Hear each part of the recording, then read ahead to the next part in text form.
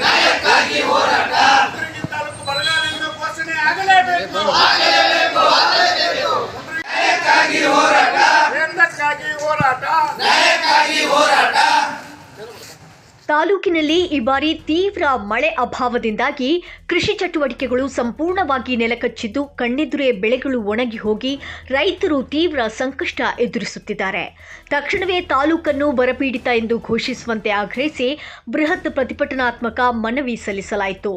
ಕರ್ನಾಟಕ ರಾಜ್ಯ ರೈತ ಸಂಘ ಹಾಗೂ ರಾಜ್ಯ ಕಬ್ಬು ಬೆಳೆಗಾರರ ಸಂಘದ ಜಂಟಿ ಆಶ್ರಯದಲ್ಲಿ ಸ್ಥಳೀಯ ತಹಶೀಲ್ದಾರ್ ಎರಿಸ್ವಾಮಿ ಪಿಎಸ್ ಅವರಿಗೆ ಮನವಿ ಪತ್ರವನ್ನು ಹಸ್ತಾಂತರಿಸಲಾಯಿತು. ರೈತ ನಾಯಕರಾದ ಶಿವಾನಂದ ಇಟಗಿ ಹಾಗೂ ವೀರನಗೌಡ ಪಾಟೀಲ್ ನೇತೃತ್ವ ವಹಿಸಿದ್ರು.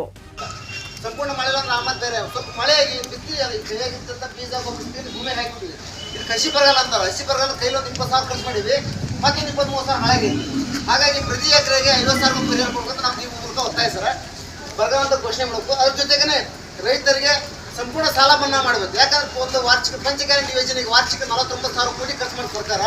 ನಮ್ದು ರೈತ ಸಾಲ ಸಂಪೂರ್ಣ ಇರೋದು 49,000 ಕೋಟಿ. ಹಾಗಾಗಿ ಪಂಚಗ್ಯಾರಂಟಿ ಕೊಡೋ ಜೊತೆಗೇನೆ ನಮ್ದು ಕೂಡ ರೈತ ಸಾಲನ ಮನ್ನಾ ಮಾಡಬೇಕಂತ ರೈತರಿಗೆ ಒತ್ತಾಯ ಮಾಡ್ತಿದೆ.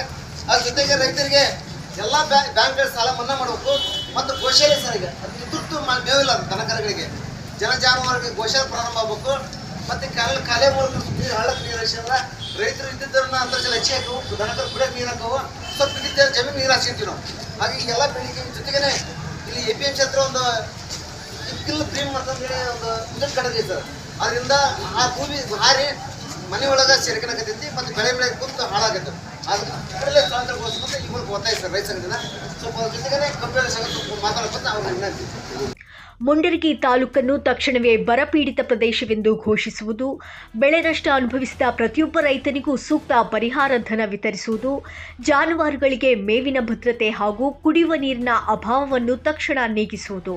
ಈ ಸಂದರ್ಭದಲ್ಲಿ ಮುಂಡರಗಿ ತಾಲೂಕಿನ ನೂರಾರು ರೈತರು ಹಾಗೂ ವಿವಿಧ ರೈತ ಸಂಘಟನೆಗಳ ಪದಾಧಿಕಾರಿಗಳು ಭಾಗವಹಿಸಿದ್ರು. ಘೋಷಣೆ ಮಾಡಬೇಕಂತ ನಮ್ಗೆ ಒತ್ತಾಯ ಐತಿ. ಅದರೊಳಗೆ ಎಸ್ಪೆಷಲಿ ನಾವು ಮುಂಡರಗಿ ತಾಲೂಕು ಯಾವಾಗಲೂ ಬರಗಾಲನ ಯಾವಾಗಲೂ ಸಮೃದ್ಧಿಯಾಗಿ ಬೆಳೆದಿರ್ತಕ್ಕಂಥದ್ದು ಇತಿಹಾಸವಾಗಿಲ್ಲ. 10 ವರ್ಷದಾಗ 1 ವರ್ಷ ಸಿಗ್ಬೋದು ಭಾಳ ಅಂದರೆ. ಅದ್ರ ಸಂಬಂಧ ತಮ್ಮ ತಹಸೀಲ್ದಾರ್ ಮುಖಾಂತರ ನಾವು ಮನವಿಯನ್ನು ಮಾಡ್ಕೊಳ್ತಾ ಇದ್ವಿ. ನಮ್ಮ ಮುಂಡರಗಿ ತಾಲೂಕಿನ ಬರಗಾಲ ಘೋಷಣೆ ಮಾಡಿ ರೈತರ ಸಾಲ ನಿರ್ದಿಷ್ಟವಾಗಿ ಅಂತ ಮಾಡಬೇಕು. 1 ಎಕರೆಗೆ ಅಷ್ಟೇ ಖರ್ಚು ಮಾಡ್ತಾನೆ, 10 ಎಕರೆಗೆ ಅಷ್ಟೇ ಖರ್ಚು ಮಾಡ್ತಾನೆ.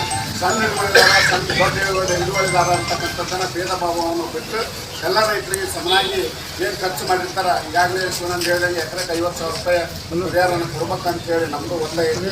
ಅದೇ ರೀತಿಯಾಗಿ ಡ್ಯಾಮ್ನಿಂದ ಕಾಲುವೆಯನ್ನು ಲಕ್ಷಾಂತರ ರೂಪಾಯಿ ಖರ್ಚು ಮಾಡಿ ಡ್ಯಾಮ್ ಕಟ್ಟಿ ಕಾಲುವೆ ಮಾಡಿ ರೈತರಿಗೆ ನೀರು ಹರಿಸುವಂಥ ಕೆಲಸವನ್ನು ಮಾಡಬೇಕು. ಈಗಾಗಲೇ ರೈತರು ವಿನಂತಿ ಮಾಡ್ಕೊಳ್ತೀವಿ, ರೈತರು ವಿನಂತಿ ಮಾಡ್ಕೊಂಡಿದ್ದ ತಹಸೀಲ್ದಾರ್ ಹತ್ರ. ಈಗ ವರ್ಷ ಒಂದು ಪೀಕಿಗೆ ನಮಗೆ ನೀರು ಕೊಡ್ತಾ ಇದ್ವಿ.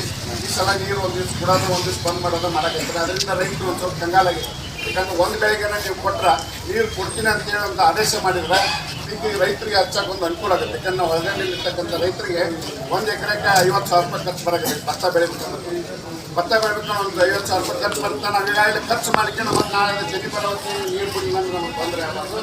ನೀರಾವರಿ ಇಲಾಖೆಯನ್ನು ಕರೆಸಿ ನಾವು ಡಿಸ್ಕಷನ್ ಮಾಡಿ ನಾವು ಒಂದು ಪೇಪರ್ ಸ್ಟೇಟ್ಮೆಂಟ್ ಕೊಡಬೇಕು ರೈತರಿಗೆ.